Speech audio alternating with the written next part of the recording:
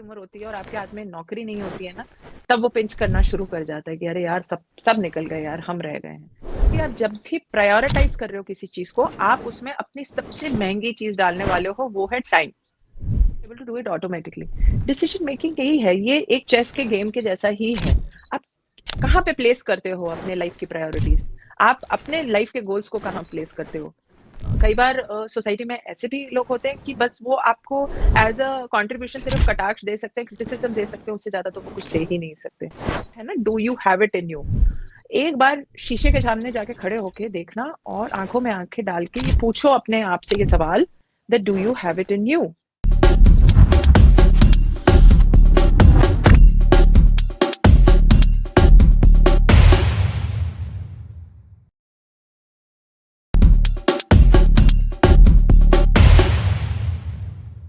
Once again, welcome to the another episode of Indian Warrior Talk Show. Today we have a very special guest with us.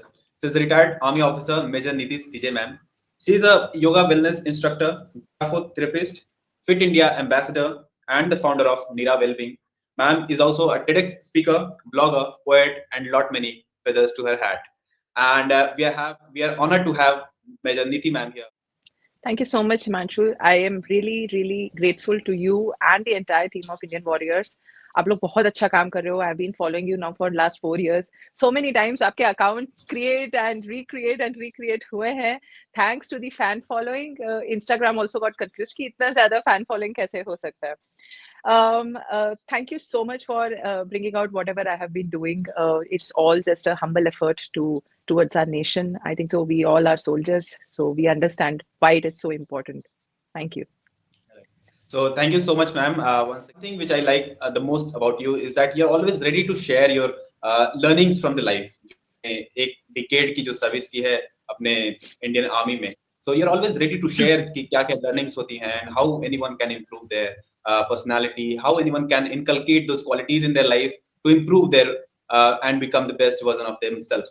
So ma'am, let's start from the beginning. How was that journey? और वो journey की शुरुआत कहाँ से होती है? Because seed plantation is the most important thing, right? अगर हम सीड नहीं डालेंगे तो हमें पेड़ कहाँ से मिलेगा, है ना? तो बिल्कुल. उस जर्नी की शुरुआत कहाँ से होती है ma'am? Please guide us through that journey. You very beautifully brought out Himanshu, and मैं कल ही ये quote पढ़ रही थी. It is by the very very famous Paramahamsa Yoganand of who has written the book Autobiography of a Yogi. और उन्होंने एक बहुत अच्छी बात लिखी है कि don't keep looking for spiritual flowers in your daily life. यानी आप अपनी लाइफ में हर दिन ना एक हर दिन वो एक्साइटमेंट मत ढूंढो कि एक फ्लावर के फॉर्म में, क्योंकि वो बहुत शॉर्ट लिव्ड होता है. आप बीज बोने की मेहनत करो so that you are able to give that you can share the fruits. आप लोगों को अपने पेड़ से एक पेड़ बन के उससे छांव दे सकते हो. आप लोगों को सपोर्ट सिस्टम बन सकते हो. And I think so that's what my journey, and I think so journey of every soldier does to them. For me it started at a very young age. बहुत छोटी थी मैं, 10-11 साल की थी जब से मेरा ये ख्वाब था कि मैं आर्मी में या आर्म्ड फोर्सेस में आऊँ. मुझे यूनिफ़ॉर्म फोर्सेस में जाना है, ये तो मुझे बहुत क्लियर था. और एक टाइम था जब मैंने ये भी ख्वाब देखा था कि कभी अ अ, फाइटर उड़ाएँगे या will fly in the sky वाला सीन. हम तो नहीं कर पाए, but I am so happy to see that today we have fighter pilots in the Indian Air Force. तो वहाँ से मेरी जर्नी शुरू हुई. एक ख्वाब से शुरू हुई वो ख्वाब, और फिर उस ख्वाब में बहुत सारे ख्वाब जुड़ते गए. अम, आप किसी भी एक विज़न को जब आप अपने अंदर सीड करते हो, उसमें एक बहुत बड़ा योगदान ये भी होता है कि आप उसको नर्चर कैसे कर रहे हो, कितना कॉन्शियस हो आप उसको लेकर के डेली लाइफ में. अम, अभी मैंने रिसेंटली आप you must be aware I have started with mentorship platform of my own, lead with Nidhi करके. एंड उसका मैंने जो फर्स्ट प्रोजेक्ट उठाया है अपने ऊपर, वो है to guide students. I'm guiding seven selected aspirants out of 2025 who had to go through a test. And उनमें से ये 7 लोगों को मैं गाइड कर रही हूँ. That is my new year resolve कि मैं जो वर्दी हैं उनको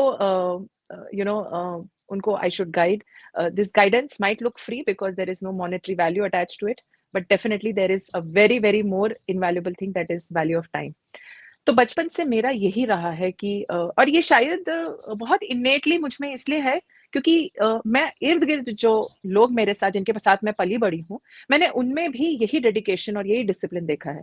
एंड सबसे बड़ा डिसिप्लिन का एग्ज़ाम्पल मेरे घर में ही है, मेरे parents. My mother is a फौजी किड हरसेल्फ। मेरे ग्रैंडफ़ादर ने 1971, 65 की 63 की वॉर्स देखी हैं। जब आप ये सब लाइफ़ में एक्सपीरियंस कर चुके होते, तो आपके अंदर एक नेचुरल डिसिप्लिन आ ही जाता है। My father himself was in the army, उन्होंने 36 इयर्स आर्मी में सर्व किया है। इतने और मैंने कभी भी उनको आज तक, trust me Himanshu, I have never heard him crib against the organisation. मैं फिर भी क्रिब कर लूँगी कि देखो कैसे करते हैं ये लोग, बट आज तक मैंने कभी उनको एक शब्द नहीं बोलते हुए देखा है, और उसका बहुत बड़ा कारण शायद इसलिए भी है, he comes from a very decent गाँव के फैमिली से आते आते हैं। He lost his mother at the age of 2, 2 साल की उम्र में वो अपने मदर को लूज़ कर गए, और उसके बाद at a very young age he went to boarding school, और उसके बाद सैनिक स्कूल चले गए। तो आप देख रहे हैं कि मैं ये चीज़ इसलिए लाना चाहती हूँ कि this will inspire people if they are going to be first generation faujis. आप अपने लाइफ़स्टाइल में चेंजेस ला सकते हैं। आपको बस अपना वो कहते हैं ना, दृढ़ संकल्प बनाना पड़ेगा कि मेरे को चेंज करना है। I have to change this scenario. तो जब वो बेड़ा मेरे ऊपर आया, when I reach that age of adulthood, जहाँ पे I will become a very prime part of decision making in my family, तब मुझे रियलाइज हुआ कि how will I take this further. वो एक रिस्पॉन्सिबिलिटी समझना बहुत जरूरी है। एंड देन आई रियलाइज कि नहीं, I want to carry on the legacy, I don't want to step into, क्योंकि मेरे पास बहुत सारे ऑप्शंस थे। मेरे हाथ में दो जॉब अपॉर्चुनिटीज थे। I had two job opportunities with big international company, multinational companies.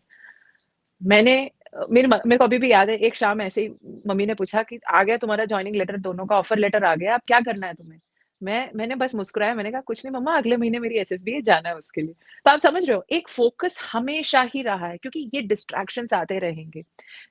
Maths मेरा मैथ्स उतना स्ट्रांग नहीं था, तो आई लुक्ड फॉर ऑप्शंस कि और क्या-क्या ऑप्शंस हैं जिसके थ्रू मैं रीच कर सकती हूँ इस गोल को। उसमें मैंने अपने गोल को नहीं चेंज किया है। मेरा गोल वही सिंगुलर रहा है कि मुझे अपने देश की सेवा करनी है, चाहे वो किसी भी यूनिफ़ॉर्म्ड फ़ोर्स में हो। और उसके लिए मैंने, you won't believe, I have also given assistant commandant CRPF के एग्ज़ाम भी मैंने दिया है, एक पॉइंट ऑफ टाइम पे। तो बट कहीं न कहीं ना आपका दिल आपको बताता है, you know your gut tells you कि आप बने इस चीज़ के लिए हो। तो वो सुनना बहुत ज़रूरी है, और उसके हिसाब से उसको भूलना नहीं है हमारे डे टू डे लाइफ़ में। खेल-कूद और दोस्त-वोस्त ये सब चलता रहेगा, बट आपको वो फ़ोकस नहीं भूलना है। एंड आई थिंक सो, इसमें बहुत बड़ा योगदान मेरे पेरेंट्स का रहा है, मेरी मासी का रहा है, who is herself an educationist. इन लोगों ने अपने लाइफ़ में एक अलग किस्म के स्ट्रगल्स देखे हैं, और दे फेल्ट कि हम किस तरीके से हम कंट्रीब्यूट कर सकते हैं इनको। That is what led to where I am today. I think so, ये सारी चीज़ों के कारण मैं आज हूँ जहाँ पे हूँ। Very inspiring journey ma'am. जैसा आपने बताया कि background was from the armed forces there, लेकिन मैम इस सारी जर्नी में it would have not been very easy for you also, because बहुत ट्रू। सारे चैलेंजेस आते हैं। आर्मी में गए आप, वहाँ पे शॉर्ट सर्विस है, एंड मन तो किया ही होगा कि हाँ, क्यों नहीं मैं परमानेंट में गई, या जो भी चीज़ें हैं उस टाइम पर नहीं था ये सारी चीज़ें। सो इन सारी चीज़ों के बीच में मैम क्या-क्या चैलेंजेस आपको आए, कोई 2-4 आप एक्सप्लेन कर सकते हैं? And how did you tackle those? Because decision making very important thing in life, है ना? सो वो सारे चैलेंजेस को आपने कैसे टैकल किया, एंड हमें उनसे क्या-क्या सीखना चाहिए, वो सारी चीज़ें आप प्लीज़ बता सकते जब हम डिसीजन मेकिंग की बात करते हैं, तो हम अक्सर एक चीज़ को बहुत इम्पोर्टेंटली देखते हैं डिसीजन मेकिंग में, वो है टाइम एंड स्पेस। ये बहुत इम्पोर्टेंट चीज़ है डिसीजन मेकिंग में।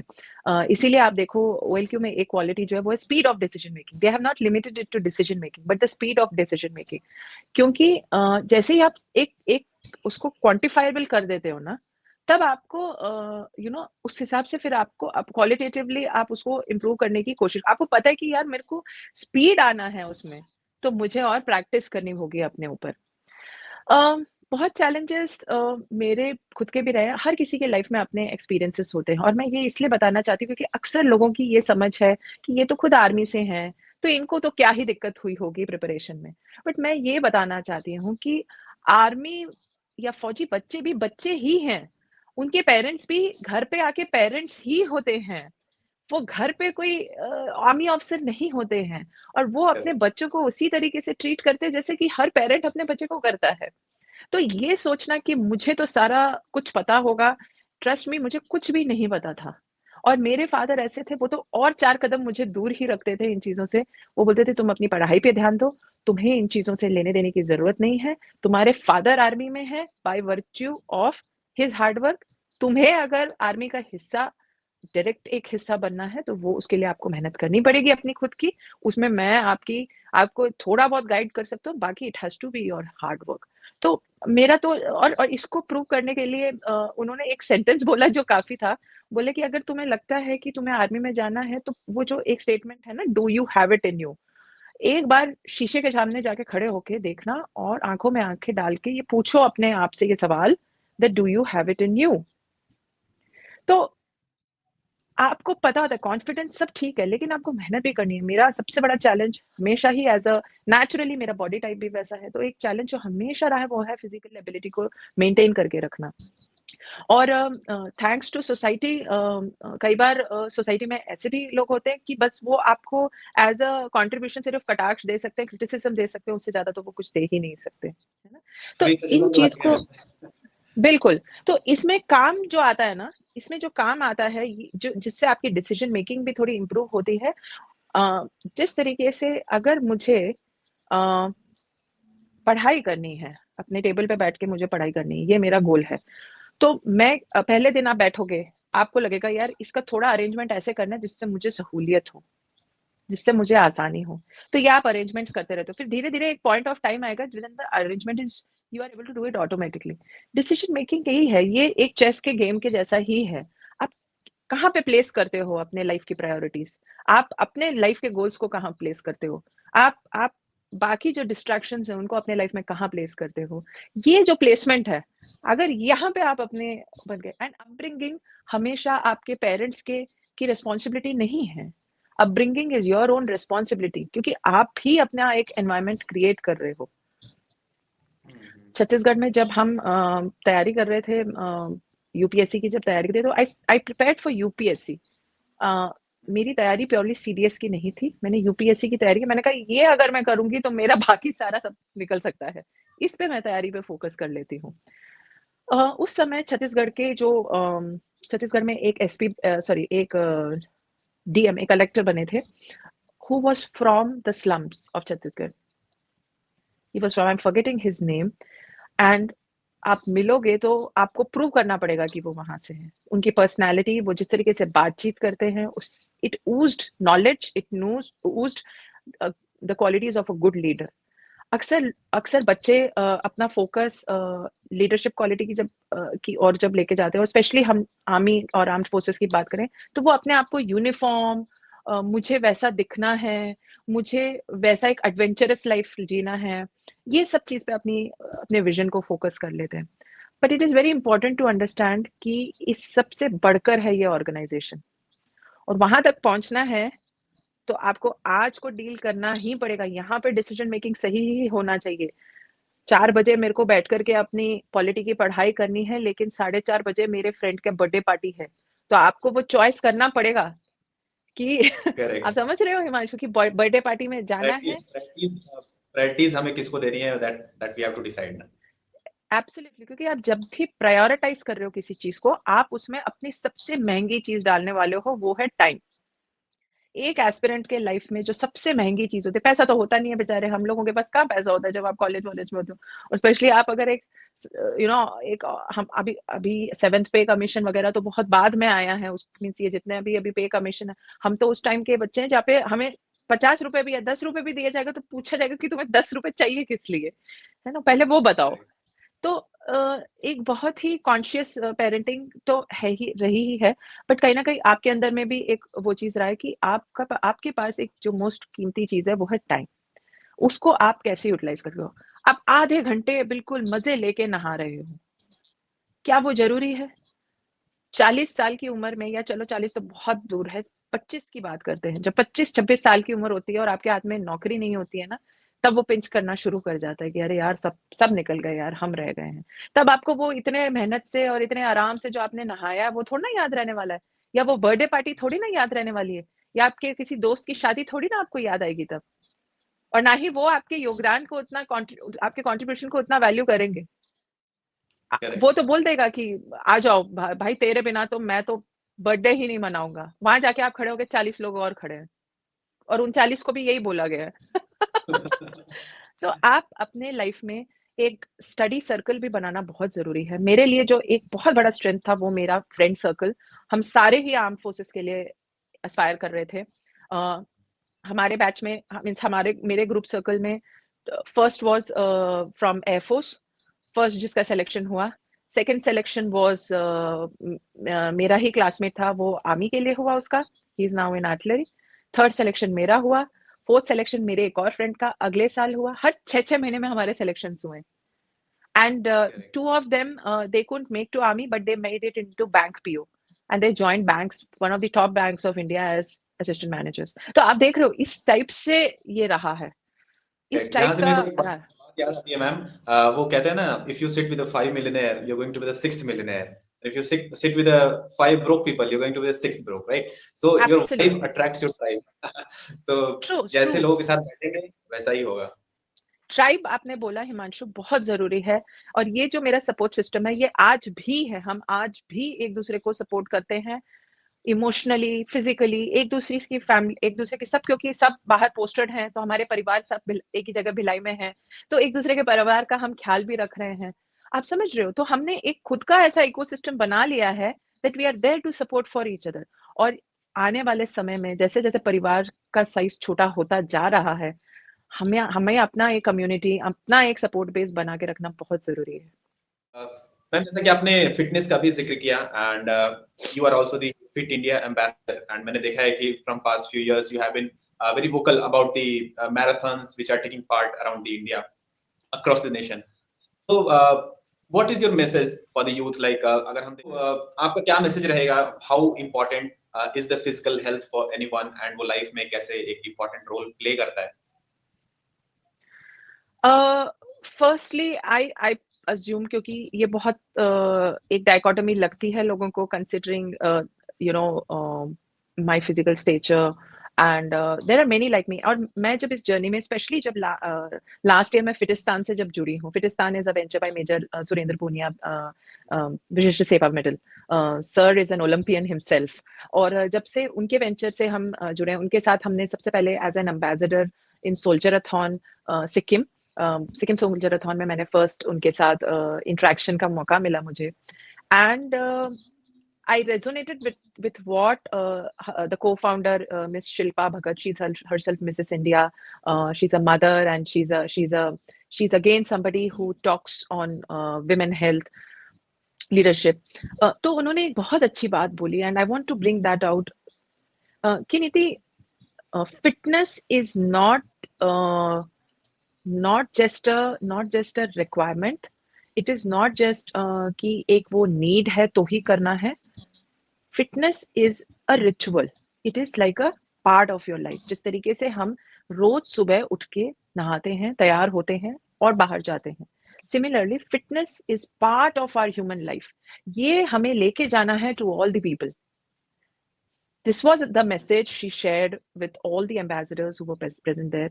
और मैं यही मैसेज को और ज्यादा इसलिए लेके जाना चाहती हूँ क्योंकि एक बहुत टिपिकल सी अंडरस्टैंडिंग है, स्पेशली हमारे भारत देश में लोगों की, कि आप एक तरह से दिखेंगे तो ही आप फिट कहलाए जाएंगे। पहला पहला तो वो है। और दूसरा, बहुत मेहनत का काम है ये फिटनेस, बहुत मेहनत का काम है। और मेरा दोनों ही ये पॉइंट्स, मिथ्स को ब्रेक करना ही मेरा मोटिव है।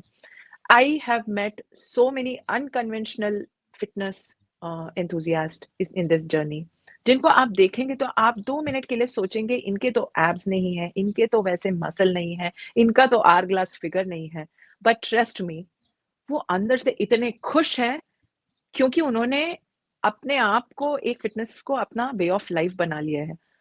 और probably you'll be surprised, they would be a 21 kilometer or half marathoner or an ultra runner or a marathoner. And नया रायपुर में जब मैराथन हुआ तो I think so he was 85, जो ओल्डेस्ट रनर थे वो 85 थे, और the youngest was 5 year old. So ये बहुत इंपॉर्टेंट है हम बच्चों को भी बताएं कि कोई उम्र नहीं है फिटनेस की, कि मैं भाई उस उम्र में पहुंचूंगा जब तक मेरी वसा बढ़ेगी या जब तक मुझे कोई हेल्थ प्रॉब्लम होगी तभी मैं फिटनेस में जाऊं। It is not a medicine. Fitness is not a medicine. It is your life jacket है वो आपका, लाइफ सस्टेनिंग डिवाइस है वो आपका। जिस तरीके से आप ये तो नहीं पूछते हो कि मैं दांत क्यों साफ करूं, हम पूछते हैं क्या कभी? तो हम तो फिटनेस पे आती है तो लोगों को क्यों दिक्कत हो जाती है? सबसे पहले एक नहीं क्यों आता है? This shows that a lot has to change even after so many years. A lot has to change in the mindset of people about fitness. Fitness is not just a cure. Fitness is not a cure at all. आप please उसको एक cure की नजर से मत देखो, क्योंकि आप तभी जाते हो एक योगा इंस्ट्रक्टर के पास या तभी जाते हो आप एक फिटनेस इंस्ट्रक्टर के पास जब आपको डॉक्टर 50 दवाइयां लिख के देता है। So the fitness, as ma'am has perfectly described, is very important, and it has to be a ritual. I mean, it is a ritual, and we have to follow it like only. जैसे हम brush करना नहीं भूलते और उस पे कुछ सवाल जवाब नहीं होता कि हाँ क्यों करना है क्यों नहीं करना है। So same goes with fitness also. जैसा हम देखेंगे अगर पुराने के लोगों को जो गाँव में रहते थे, दे स्टार्ट देयर डे, खेत पर जाना फिर वापस आना, घर का काम ये काम, तो उसमें हमारी जो बॉडी है वो कंटिन्यू चलती रहती थी। लेकिन अभी जो क्या है कि जो present scenario if we see of the corporate world, या बहुत सारी चीजें हैं जहां पे हमारा जो फिजिकल मूवमेंट है that has been reduced drastically. लोग कैब यूज करने लगे हैं छोटे छोटे डिस्टेंसेस के लिए, ऑफिस में continue they have to sit, and बहुत सारी चीजें हैं। So anyways we have to make physical fitness as a ritual, and morning में 10 minutes 20 minutes 30 minutes maximum, whatever the time you can give to your body, that will be very beneficial. So after talking about the fitness ma'am and about your life also, we talked a lot, and let's come to hobbies and interests. As I have seen, I have been following you from last 4 years, since you joined uh, post your retirement the social media world. तो आपने hobbies को बहुत ज्यादा priority दिया अपने life में कि हाँ हमें क्यों फॉलो करना चाहिए, अपने हॉबीज को क्यों परस्यू करनी चाहिए। That also plays a very important role, है ना, कि हमें एक एंगेज्ड रखता है अपने लाइफ में, क्योंकि वो बोलते हैं ना empty mind is devils workshop.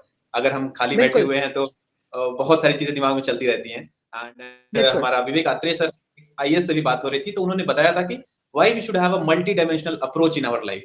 सो उसमें उन्होंने करेक्ट। बताया कि हॉबीज को परस्यू करिए, एंड कभी खाली मत बैठिए, बहुत सारी चीजें लाइफ में करने को है और एक ही चीज को लेकर नहीं बैठना है। तो आपका क्या व्यू है मैम हॉबीज एंड इंटरेस्ट को लेकर के, एज यू आर ऑल्सो ग्राफोथेरेपिस्ट, ये जो नया वर्ड जो मैंने देखा, तो आप उसके बारे में बताइए, एंड हॉबीज क्या इंपॉर्टेंट रोल प्ले करती है एक इन वन पर्सन्स लाइफ।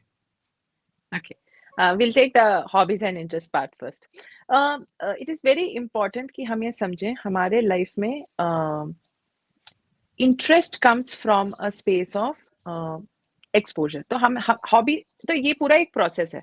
आपको एक एक्सपोजर मिलता है, उसमें से आप आइडेंटिफाई करते हैं कि ये मेरे इंटरेस्ट का है, ये मेरे इंटरेस्ट का नहीं है, and from that, from the interest you will realise कि ये चीज मुझे करने में ज्यादा मजा आता है और मैं ये ज्यादा करना चाहूंगी। I want this thing to be a part of my life. ये ये इस तरीके से आपकी हॉबीज डेवलप होती हैं। हॉबीज एंड इंटरेस्ट बहुत जरूरी, इस जो जो आप बता रहे थे, विवेक अत्रे सर ने बोला है, मल्टी डायमेंशनल अप्रोच होना बहुत जरूरी है। पीपल नीड टू अंडरस्टैंड कि हमारी लाइफ सिर्फ इसी चीज पे फिक्सेटेड नहीं है। Let me take my example. I may be Major Niti CJ, but at many diverse occasion, I'm just Niti CJ as doing something. Maybe for that day I'm a poet. The other day I'm a reader. Another day I'm something else, like you said, graphotherapist. So you can, when you're adding more exposures, आप अपने we call it neuro elasticity, हम बोलते हैं इस term को। आप अपने आप और न्यूरॉन्स क्रिएट कर रहे हो, आप और एक्सपीरियंसेस ऐड कर रहे हो अपने ब्रेन में। जितना आप एक्सपीरियंसेस ऐड करते रहते हो, क्यों लोग ट्रैवल करना पसंद करते हैं, why people travel to different places, यही कारण है। क्योंकि उससे आप जो एक एक्सपीरियंस गेन कर लोगे, वो आपके आप आपको आपके होराइजन को वो बढ़ा रहा है, आपके डायमेंशन को वो बढ़ा रहा है। और एज अ फौजी तो हमें बोला ही जाता है कि you must have hobbies. Hobbies are very important because they will add on to your personality. वो आपकी पर्सनैलिटी को बहुत हद तक शेप करते हैं, आपका माइंडसेट चेंज करने की काबिलियत रखती हैं hobbies. And of course it is also a break from monotone. जब आपकी लाइफ में चीजें कुछ एक्साइटिंग नहीं हो रही है, एक हॉबी ऐसी चीज़ है जो आपकी लाइफ में वो एक्साइटमेंट बरकरार रखती है ना? एग्री तो एग्री। ये बहुत ज़रूरी है। अब आ जाते हैं कि हॉबीज़ आप किसे कहोगे? किसे आप अपनी हॉबीज़ कहोगे? अक्सर मैंने कई ऐसे बच्चों को देखा है जो लिखते हैं अपनी hobby as sleeping. No, sleeping is not a hobby, it is an activity of your existence. वो आपका हॉबी नहीं हो सकता है।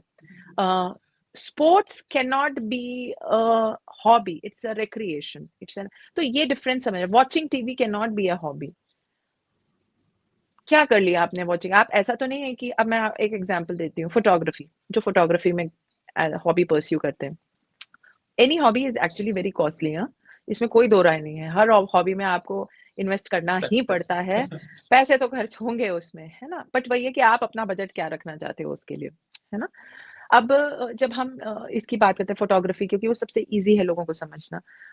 वो फोटोग्राफी जो करते हैं लोग, वो उनको लेंस का नॉलेज होता है, उनको ये भी पता होता है कि अरे मुझे अगर नेचुरल एनवायरनमेंट में फोटोग्राफी करनी है तो कैसे करनी है, मुझे एक स्टूडियो में करना है तो मुझे क्या सेटअप करना है, ये इतना सब होता है उसमें, टेक्निकलिटीज़ होती है एक हॉबी में। मैं ये जो बिंज वॉचिंग एंड ये लोग ये सब जो लिखते हैं, उन लोगों से पूछना चाहूँगी कि क्या टेक्निकलिटीज़ क्या हैं देखने में? Watching these what is the technicality? तो वहाँ आके गाड़ी रुक जाती है इनकी, है ना? कि आपने आपने आपने वो कौन-सी है? It was a very very famous Mirzapur, या आपने आपने ये जो सीरीज़ है इनको देख लिया है, तो क्या आप इतनी टेक्निकैलिटी में बात कर सकते हो कि आप दोनों का प्रोडक्शन में क्या डिफ़रेंस है? दोनों का सिनेमैटोग्राफी में क्या डिफ़रेंस है? क्या आप उस लेवल में जा रहे हो? नहीं, आप तो बस देख रहे हो। क्या आप स्टोरी में, स्क्रिप्टिंग में आप डिफ़रेंस बता सकते हो कि किसकी स्टोरी लाइन ज़्यादा है? देखिए, हर चीज़ को don't put it in just क्योंकि उन्होंने एक सवाल पूछा तो आपने वहाँ पे चेप दिया बिल्कुल कि बिंज वॉचिंग मेरी हॉबी। आपने इसमें अपने आप को कैसे इम्प्रूव किया है? आपकी पर्सनैलिटी इसमें ठीक है, थोड़े हद तक इन्फॉर्मेशन मिल रहा है। हम ये ले लेते हैं, अगर इन्फॉर्मेशन ही मिल रही आपका, उसके अलावा आपकी क्या क्रिएटिविटी इम्प्रूव हो रही है इसमें? क्रिएटिव थिंकिंग कैसे आ रही है? I would like to share कि आजकल आर्मी में इस टॉपिक पे भी बहुत कन्वर्सेशन हो रहा है, क्रिएटिव लीडरशिप, एंड इसमें हॉबीज बहुत इंपॉर्टेंट रोल प्ले करते हैं, क्योंकि वो आपके लिए एक बिल्कुल नया डायमेंशन खोलेगा। हर दिन आप कुछ नया सीखोगे उसमें। ठीक है, तो this is what cooking can be a hobby. अब लोग बोलेंगे वो भी तो एक्टिविटी है, वो भी तो सर्वाइवल सर्वाइवल है, लेकिन I know of people who cook different kind of cuisines, और वो उसकी टेक्निकलिटीज को भी बताते हैं कि टॉजिंग क्या होता है, सॉटे क्या होता है, डीप फ्राई क्या होता है, ये तक उन्हें पता है। डिफरेंट डिफरेंट उसमें यूज होने वाले इंग्रेडिएंट्स, वो एक हॉबी होता है। पर अगर कोई मैगी और दाल चावल बना करके लिख रहा है हॉबी एज कुकिंग, तो बहुत बुरा हाल है फिर उनका, उनको अपनी हॉबी की अंडरस्टैंडिंग समझनी है। अच्छा, ऐसे भी कई बच्चे आते हैं जो कहते हैं मुझे तो नहीं लगता मेरी कोई हॉबीज है। I feel bad for these children, क्योंकि इनको किसी ने उस तरीके से अर्ज नहीं किया लाइफ को एक्सप्लोर करने। बट अगर वो ध्यान से देखेंगे अपनी जिंदगी को, तो उन्हें कुछ ना कुछ मिल जाएगा जो वो बहुत प्यार से और बहुत कहते हैं ना, बहुत शिद्दत के साथ, बहुत पैशन के साथ वो करते हैं। It is just a matter of exploration, you just have to explore, और अपने आप को थोड़ा सा you have to invest in a hobby, time, money. अब हॉबीज और इंटरेस्ट की बात चली है, तो आपने ग्राफोथेरेपी बताया। सो हैंड राइटिंग एनालिसिस का एक हिस्सा है ग्राफोथेरेपी, जिसमें हम एडवांस्ड ग्राफोलॉजी में आता है ये, जिसमें हम हैंड राइटिंग के थ्रू एक थेराप्यूटिक बेनिफिट देने की कोशिश करते हैं। बहुत सारे डायमेंशंस हैं कि वो इफेक्ट करेगा नहीं करेगा, बहुत बहुत डिटेल वाली स्टडी है ये। बट अगर आप देखें तो मेरी हॉबी थी फाउंटेन पेन कलेक्शन, मेरी हॉबी थी। अच्छा, आर्मी में जब थे तो मेरा एक इंटरेस्ट था इंट्रोगेशंस में, मुझे बहुत अच्छा लगता था। जब भी मुझे ये इंट्रोगेशन का डिटेलमेंट होता था, मैं खुशी खुशी जाती थी करने के लिए। लिटरली लाइक 72 घंटे, 6 6 महीने हमने कंटिन्यूस किया है इंट्रोगेशंस। एंड आई रियलाइज्ड कि मेरे में वो इंटरेस्ट है कि मैं लोगों को पढ़ूं through their communication, verbal communication and their non verbal communication, यानी उनके जेस्चर्स से। तो वहां से मेरे को लीड मिला हैंड राइटिंग एनालिसिस में। वहां से और पेन पेन लिखने का शौक तो था ही बचपन से, कविताएं मैं बचपन से लिखती। तो ये सारी चीजें मैंने जोड़ी और मैंने कनेक्ट किया, एंड आई रियलाइज कि हैंड राइटिंग एनालिसिस एंड इस टाइप के नॉन वर्बल एनालिसिस में मेरा इंटरेस्ट है, और उसको मुझे परस्यू करना है। So I invested, I started doing courses. तो ये हमें एक और पॉइंट पे लाता है कि हॉबीज में आप क्या करते हो, आप अपने को टेक्निकली स्किल भी करते हो। तो आप वर्कशॉप्स अटेंड करते हो, आप सेमिनार्स इस पे अटेंड कर सकते हो, आप किसी के पास ट्यूटरेज में ट्यूटरशिप भी ले सकते हो कि अगर आप ड्राइंग में इंटरेस्ट रखते हो तो आप वो अटेंड कर सकते हो। तो आप ऐसी जिस एक्टिविटी में आप इस टाइप से इन्वॉल्व होते हो वो आपकी हॉबी हो जाती है। So this is correct. What I wanted to share about hobbies and interests. So this is really a very good insight जिनको हॉबी के बारे में एक्चुअल में नहीं पता and those who will appear in the SSB उनके लिए भी बहुत हेल्पफुल होगा rather than correct. just writing trash in the section of hobby they can write something which they have uh, done in their life and कुछ सीखने को वहां से मिला और वो कुछ leisure time में भी कर सकें उसको और वहां से बहुत सारी चीजें सीखने को। So this was a correct. very good insight from you ma'am related to the hobby जो शायद बहुत लोग नहीं एक्सप्लेन कर पाते हैं बिकॉज उन्हें पता ही नहीं होता है कि हाँ एक्चुअली है क्या है ये। मैं एक और चीज ऐड करना चाहूंगी एसएसबी के पॉइंट ऑफ व्यू से। अब सवाल आता है जब हम बात करते हैं हॉबीज की कि ये आपकी पर्सनालिटी को कैसे शेप कर रहा है। तो for example if somebody writes photography as their personality as their hobby, तो ये आपकी पर्सनालिटी में क्या ला रहा है, एक eye of detailing. It also shows ease of handling instruments, अलग अलग इंस्ट्रूमेंट्स में आपको इंटरेस्ट है ये भी दिखाता है। और एक आई फॉर डिटेल भी दिखाता है कि आप हर चीज को कितने डिटेल में और कितने क्रिएटिवली आप उसको मैप कर सकते हो। आपकी आपकी वो एक इस पावर ऑफ एक्सप्रेशन को भी एनहांस कर रहा है। तो जब आप इंटरव्यू के लिए जाओगे और वहां पे आप जैसे ही हॉबी लिखते हो, उससे जुड़ी जो जो क्वालिटेटिव ट्रेट्स आपकी पर्सनालिटी में होनी चाहिए, वो कहीं ना कहीं असेस हो रही है 100%। इसमें कोई दो राय नहीं है। Correct correct. सो बहुत सारी चीजें हैं एंड बहुत सारी चीजें सीखने को भी मिलती हैं इस सारी जो प्रोसेस होता है अगर हम कोई चीज स्टार्ट करते हैं और ऐसा नहीं कि we are the will be the perfect from day one only. It takes a lot of process. जैसे बैकग्राउंड पर भी जब मैंने बनाया तो day one it was I totally love the blank. Background, मुझे बहुत अच्छा लगा, बहुत मेहनत दिख रही है उसमें। तो देयर इज लॉट पहला ऑफ अगर एफर्ट। एपिसोड आप देखेंगी that was with Bhanu Pratap sir. उस दिन मैंने पूरा ब्लैंक रखा बिकॉज मेरे को कोई आइडिया नहीं था कैसे मैं करूंगा because it was like after 2 years I was resuming it again. So उसके बाद धीरे धीरे लास्ट जो हमारा सेशन हुआ था आपके साथ आपको अगर कुछ याद हो तो वर्ल्ड मैप पीछे था लेकिन I have shifted on the second floor तो उसमें वर्ल्ड मैप मेरे को नया लगाना पड़ा। फिर हमने लोगो क्रिएट किया टॉक शो और इंडियन वॉरियर पेज का। फिर this is the the standees and the logo is very blank. Nice, मुझे बहुत अच्छा लगा। So see it takes a anything process. Takes effort, it and process correct. Is very important. And आपने एक बात बोली कि प्रोग्रेस करना, I so agree with that Himanshu. Problem क्या है ना, आजकल हम लोग सब ना वो वन क्लिक वाली जनरेशन बन गए, हम सभी बन गए। इसमें जेंजी को हम सिर्फ अकेले नहीं ब्लेम करना चाहिए।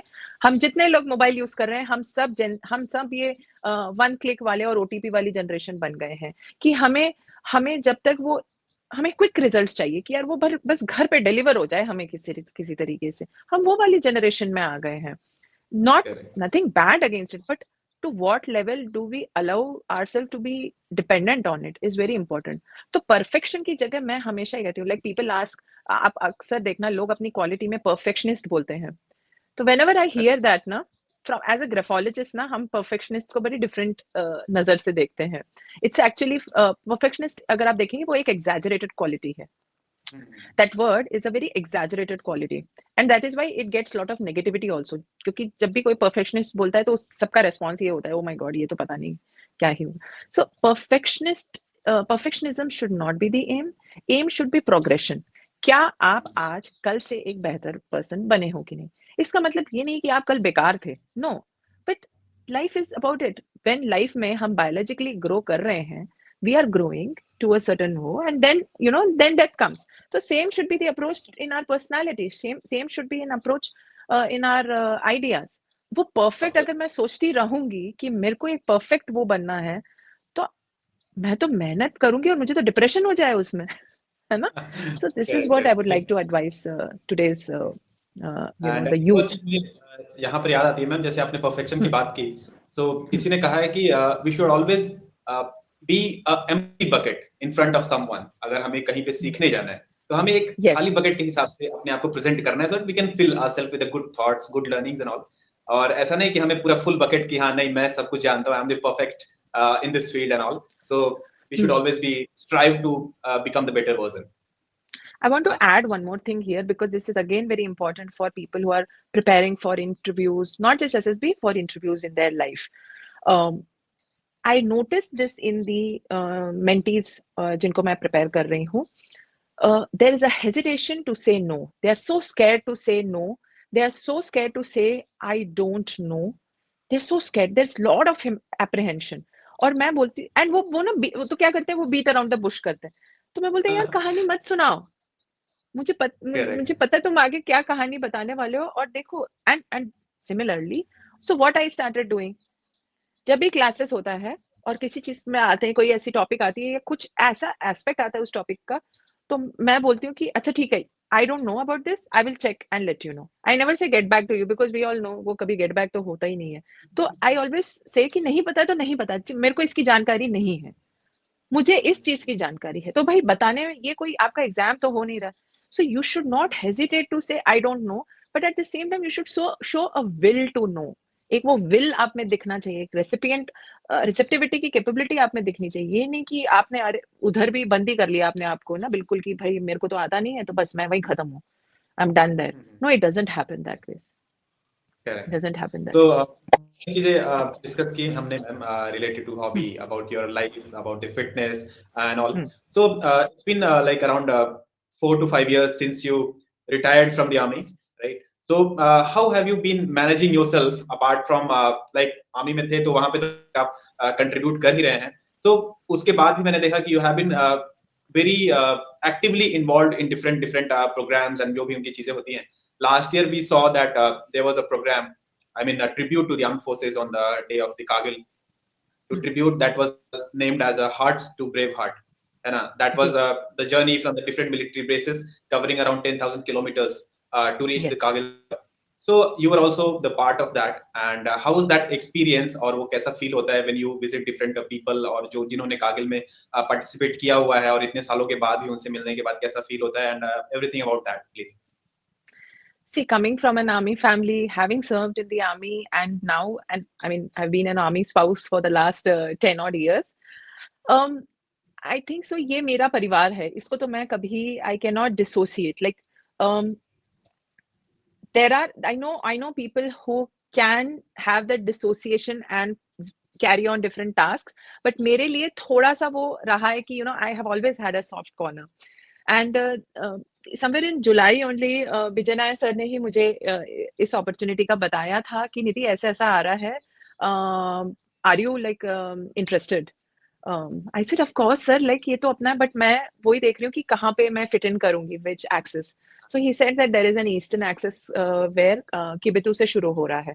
मैंने कहा right sir, I will join them in I join them in Guwahati, और वहां से फिर I will be part of it, part of the journey. तो हमें तब तक ना थोड़ा आइडिया नहीं था कि हु इज ऑर्गेनाइजिंग दिस. फौजियाना का ज्यादा पता नहीं था उस समय, थोड़ा बहुत आर्मी सर्कल के थ्रू हमें पता था. फिर सर ने बोला कि okay, Veena will be calling you, she is the founder of Faujiana. मैंने कहा फिर ठीक है. तो उनसे बात हुई, तो again a very dynamic personality. She is again a fauji officer's wife. Her husband is an aviator, and that that passion and love for the forces is so visible. And the beauty is how she balances that with the professionalism expected from an entrepreneur. Or I mean, it is an upcoming military military gifting बोलो या military souvenir का एक upcoming brand है. You can see how she puts efforts into that.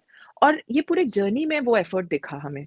जिस तरीके से जब महिंद्रा जुड़ा, जब हमें पता चला कि Mahindra is also part of this, then we realize oh my God, this is gonna be great. And हमारा एक ही गोल था till we reached till we reached Delhi, and till thereafter they all reached Kargil. And I would like to bring out कि मैं दिल्ली तक कैसे पहुंची, वो भी एक बहुत मजेदार बात थी. I was to be join there only from Guwahati and continue only till Siliguri. कि हाँ, एक स्टेप पे तो हम साथ में थे, थोड़ा एक अच्छा लगेगा कि चलो some way we are part of it. तो मेरा उन्होंने वीना ने एक लेटर रीडिंग का सेशन, तो every place we had an unboxing, जहाँ पे हम सिविलियंस के लेटर्स को फौजी महकमे में हम वो लेटर पढ़ के सुनाते थे. And this letter actually gave goose bumps. इसमें कोई दो राय नहीं है. लोगों का प्यार, लोगों का थॉट प्रोसेस, कितना वो सोचते हैं अपने सोल्जर्स के लिए, कितना प्यार है उनके दिलों में, वो देख के हम ही इतने इमोशनल हो गए। एंड आई वाज़ फॉर्च्यूनेट कि मैं जिस टीम में थी उसमें मेरे साथ 1 नहीं बट 2 कारगिल वेटरन्स थे। And I also had the honour of being with award of a Kargil hero, Diksha Dwivedi. She's daughter of Major Dwivedi. He was an arty gunner who was who got immortalized during the Kargil war, और उन्होंने उस पे letters of Kargil करके एक बहुत अच्छी किताब लिखी है और मैंने पढ़ी भी है letters of Kargil.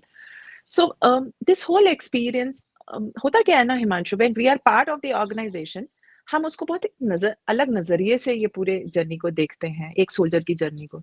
But now with time on our side क्योंकि टाइम बहुत इंपॉर्टेंट है, अब हमारे पास टाइम है कि हम उस चीज को और गहराई से देख पा रहे हैं, उसको और अच्छी तरीके से हम इसको हम हमारे ऑर्गेनाइजेशन को, आप मुझसे पूछोगे तो आई फील एज वेटरन्स हम ज्यादा अच्छे से उसको सपोर्ट कर पा रहे हैं। Of course as as a soldier you are doing your duty, but बाहर आके हमारे कोई लिमिटेशंस नहीं है, हम हमें हमें हमें इनोवेट करने के लिए बहुत स्कोप हो जाता है एंड बहुत सारे ऐसे जरिए खुल जाते हैं। And Hearts to Bravehearts was one such medium where we could take people closer to the army, closer to the armed forces.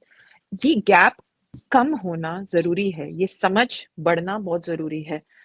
Indian subcontinent में जिस तरीके से चीजें हो रही हैं, they are an example which shows that when the difference, the gap between nation building, understanding nation and citizens everyday life, जब इसमें बहुत ज्यादा गैप बढ़ जाए तो वो क्या कर सकता है, उसका नतीजा हमने देख ही रहे हैं। यूसी बांग्लादेश, यूसी पाकिस्तान, आपको पता चल जाएगा कि क्या हो। This hearts to brave hearts इसीलिए कहा है, लोगों के दिलों को, हमारे जो वीर हैं, हमारे जो brave hearts, and brave hearts didn't mean only these martyrs, it also meant every soldier who is part of the organization, उन तक ये, उनको जोड़ना है, उनको और करीब लाना है, यही पूरी कोशिश रही है। एंड हम सब ने सजेस्ट किया है वीना जी को कि we should have a chapter 2 of this. आम आम जनता को ये समझना जरूरी है कि परिवार का एक हिस्सा, और मैं ये नहीं कहती हूँ कि सब नहीं समझते हैं, कई लोग समझते हैं, there are many who have lost their loved ones, but I would like to read something if you give me a moment. ये कल ये मुझे रिसेंटली ये बुक पेंगुइन ने भेजी थी for review, they keep sending end this is one of the books they have sent. और इसमें एक बहुत ही प्यारी लाइन लिखी है कि एक बहुत कम उम्र में आप अपने लाइफ के एक अहम हिस्से को आप खो देते हो। योर हस्बैंड, और नाउडेज इफ वी से even the wife, the basically अगर वो लेडी ऑफिसर है तो वो भी एक आपके एक मैरिज में तो वो दोनों ही हिस्सा है ना, वो दोनों ही इक्वल कंट्रीब्यूटर्स हैं। तो ये जो उनमें से एक का भी लाइफ में ना होना at a very young age, जब ये हो जाता है ना, that loss is irreparable, it's irreparable. आप भले ही सोशली रीमैरिज का ऑप्शन देख लें या you will think of moving on with something something something, most of these families I have met, they still feel their husbands are alive, they are with them, वो बात ही ऐसे करते हैं, and it is so painful and touching to see them talking as if they are referring to a living individual. That is how they talk. So ये आम जनता को समझना बहुत जरूरी है। 26,000 नाम लिखा गए हैं और हमें नहीं चाहिए। We don't want any more names here. And I would want to end my thought on this particular question with this. I'm reading from this book. And थोड़ा इसको, the audience should take time and replay this part and listen. इसमें लिखा है, it fast forward to present, twinkling Christmas lights light up a peaceful nativity scene as quiet serenity marks a celebration we take for granted each year at the Indian Air Force Officers Messes. Basically ये क्या कहना चाह रहे हैं, ये conclusion है एक chapter का, which is the IAF in the Kargil operations, उसका कंक्लूजन है। तो उसमें वो सीन पेंट कर रहे हैं कि मेस में लाइट्स लग गई हैं, तैयारियां हो गई हैं क्रिसमस का, न्यू ईयर आने का, और सब उसको सेलिब्रेट में लग गए हैं, but there is a silence, because क्यों? वो आगे वो एक्सप्लेन करते हैं, but it is also the moment to think and remember the young brave hearts whose lives were snuffed out for ever.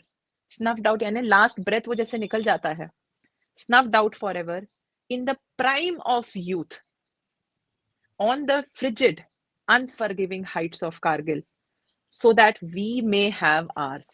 उनकी सांस एक सेकंड में निकल गई.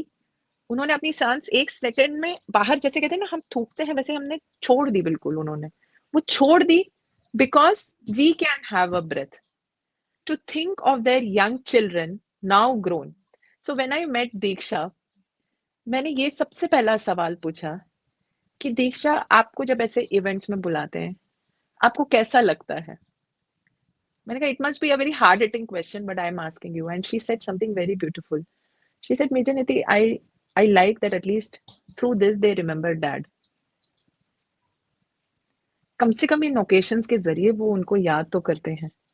ये कितनी गहरी बात है. एंड आगे इसमें लिखा है, और मुझे सबसे पहले जब मैं ये लाइन पढ़ी ना, मुझे दीक्षा की याद है, because it says to think of their young children now grown. अब वो बड़े हो गए हैं, अब सारे वो बच्चे, आप देखिए, हम 25 साल पहले हुई थी रजत जयंती, लास्ट ईयर हमने सेलिब्रेट किया था कारगिल वॉर के. अब वो बच्चे 20-25 साल के हो गए हैं. तो यानी उनकी लाइफ, उनके who lost their dads when their aircraft was shot down in the brutal killing of a senseless war. Senseless war, ये क्यों लिखा है यहाँ पे ऑथर ने? क्योंकि क्योंकि लोग, और मैं ये इसलिए डिस्कस करना, क्योंकि लोग समझते हैं war is a very great thing. Sorry, we all soldiers hate war. At least I will say, in my opinion, because I don't know, people can have different opinions. There's so much of killing, there is so much of combat which is being shown on social media. I'm not saying that is not true. That is the brutality of war. Please understand that. वो जो आप देख रहे हो एक नशा है ना कि टेररिस्ट को किल करने में है, भाई कोई नशा नहीं है. There's no nasha. Everybody feels bad at the end of the day because you have taken a life.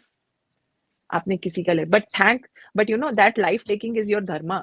ये आपका धर्म है as a soldier. तो आप करते हो, है ना, वो समझ भी आप रखते हो. And then we are talking of losing our own people in these wars. एक वॉर में हम एक डेकेड पीछे चले जाते हैं. अगर कारगिल नहीं हुई होती तो आज जो विजन डॉक्टर कलाम ने विजन 2020 देखा था वो पूरा हो चुका होता. He has listed out what all he has seen as Vision 2020. Unfortunately, we are a little late on that, but I'm sure it would have happened. And आगे इसमें एक और बहुत important चीज है, which is a message to all the citizens of this country, and of the loneliness of the unlived years and moments of togetherness that a young family is deprived of. एक जो experience है एक father का अपने बच्चे को बड़ा होते हुए देखना, उसकी शरारतें, है ना, उसके नटखटपन को, है ना, महसूस करना, हंसना उस पे, गुस्सा होना, एक हस्बैंड का एक वाइफ के साथ जो बॉन्ड होता है वो ग्रो होते, ये सब चीज खत्म हो गया है उस लेडी के लिए और उस फैमिली के लिए. ये सब चीज एक बार में एक शॉट में खत्म हो गया है. And it is a irreplaceable loss. Having met so many families till now, including families who stay in the Kargil apartments, it is really painful to see कि हम सोचते हैं कुछ अवार्ड से, कुछ मेडल से, कुछ मनी से वो स्पेस क्या भर पाएगा? नहीं भर पाएगा. All they need is emotional support. कोई आके उनसे रोज पूछ ले आप कैसे हो. This is all they need. So this is why it is necessary to हम क्यों रिमेम्बर करें, हम क्यों कारगिल दिवस को एज अ त्योहार रिमेम्बर करें? वो हमारे लिए तो त्योहार ही है. मेनी पीपल आस्क कि ना, अरे आपका तो रिपब्लिक डे, अभी रिसेंटली किसी ने बोला कि अरे रिपब्लिक डे आने वाला तो आप तो बहुत बिजी होंगे. मैंने कहा हम नहीं बिजी होते हैं, हम नहीं बिजी होते हैं, क्योंकि रिपब्लिक डे शायद आपके नॉर्मल लाइफ में एक बार आता है. हम, for us every day is celebrating the country. Every day we celebrate the country, every day we remember our fallen heroes. हर दिन आप रीट लेइंग सेरेमनी, भले प्रॉपर बहुत एस्टैब्लिश सेरेमनी सिर्फ ऑन स्पेशल ओकेजन्स होती है, बट जो ज्योति है, जिसको हम अमर अमर जवान ज्योति बोलते हैं, नेशनल वॉर मेमोरियल में जो है, वो रोज जलती, वो it is an eternal fire, and that is the fire of remembrance of sacrifice. So that is why this whole experience of Hearts to Brave Hearts was to take that message to people, and we tried our bit. That's all I can say. That's really heart touching also, ma'am, because ये जो सारा जो journey है connecting the families of हमारे जो brave hearts हैं, and आपने जो right from the day they started, हमेशा every day we are paying a tribute to one of the fallen soldier, जो बियॉन्ड ब्रेवरी करके हमारा एक जो इनिशिएटिव चल रहा है, उस पर भी हम every day we are posting कोई एक जो सोल्जर है उनकी स्टोरी. तो these things बहुत सारी चीजें सीखने को भी It's मिलती sad to see, if you ask me, no, it's sad to see हैं. every day we have a loss. Every day we have Of course, lost someone. yesterday only we had lost 9 of the members from the police, no, in the Naxal Yes. attack. That Yes, was it really was so sad. terrible. They had वो अबुजमाड में operation करके वापस आ रहे थे, and what a घासली attack that was. मैं तो जैसे ही देखा, और मैं तो छत्तीसगढ़ से हूँ, I've seen those places. And my father, after leaving army, he joined in the CAPF as a as a commandant. And पापा भी जब बताते हैं वहाँ के किस्से, और again those innocent looking faces, young faces, 20-25, and suddenly not there. तो बहुत बुरा लगता है, बहुत बुरा लगता है. आपका पूरा दिन फिर ना, यू फील ओ गॉड, क्या हो रहा होगा उनके घर पे, क्या आधे लोगों के घर तक बात पहुंची भी नहीं होगी, क्योंकि वो कहीं गांव में रहते हैं, कहीं उनका परिवार it's is in a very remote place. It is sad.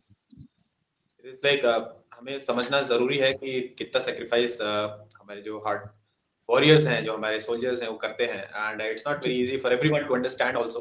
हो सकता है बहुत सारे लोग कनेक्ट ना कर पाए, उनके लिए कोई मायने ना रखता हो, लेकिन जिनके लिए भी रखता है वो तो भाई कनेक्टेड तो है ही उनसे, और उनको फर्क पड़ता है. That's why we should always be grateful for them, and each and या. एवरी सेकंड, नॉट 26 जनवरी या कारगिल दिवस या जो भी स्पेशल यस. डेज हम सेलिब्रेट करते हैं. जैसे आपने सही बताया कि for you and for the families it's every day is a Republic Day, every day is to be celebrated, because you never know कि नेक्स्ट डे क्या होने वाला है, राइट? तो एब्सोल्युटली. बहुत सारी चीजें. एंड बुक्स के बारे में भी मैम थोड़ा डिस्कस कर लेते हैं. You have been a avid जी. रीडर, एंड आपने आपकी जो देखी स्टोरीज की, हाँ, you have been sharing a lot of great learnings from the books, जो भी चीजें होती हैं. So just we want to know कि आपका जो बुक का जो रीडिंग का जो जर्नी रहा, उससे क्या-क्या कुछ सीखने को मिला है. 2-3 things you can tell, and आपकी जो फेवरेट 2 या 3 किताबें जो आप लोगों को रिकमेंड करना चाहें कि पढ़ने के बाद at least there will be some change in their life. Actually book reading ना मेरे लाइफ में एक बहुत इंटरेस्टिंग वे में आई थी. ये एडिक्शन मुझे मेरे नाना जी से लगा. वो बहुत किताब पढ़ते थे, बहुत ज़्यादा, बहुत ज़्यादा. और मुझे अभी भी याद है, in his last last moments of when probably he was last year बोलें, या few months were left for him to pass away.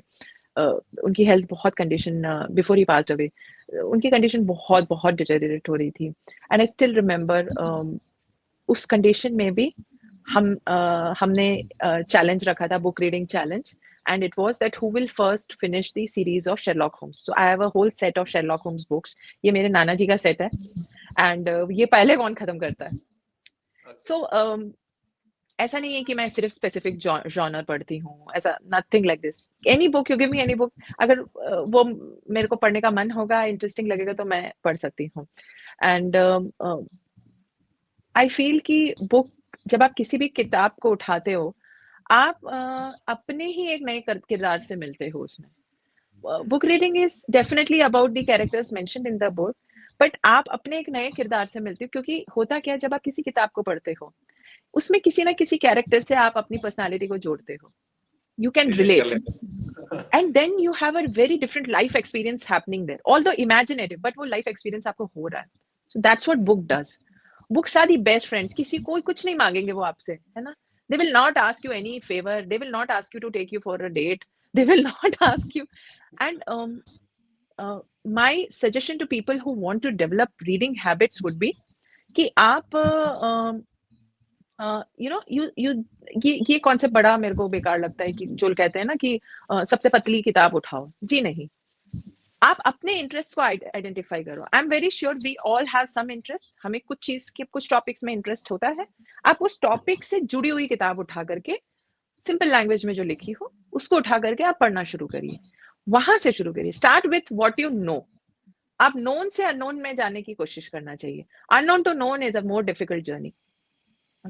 And I that's why I recommend book with lot of hesitation, क्योंकि ये सबके dimension में fit होने वाली किताब है ना, है या नहीं ये पता नहीं है ना। We don't know that will it interest, but one book or one or couple of books which I will recommend everyone to read is, one is of course Ikigai and Ikigai Journey.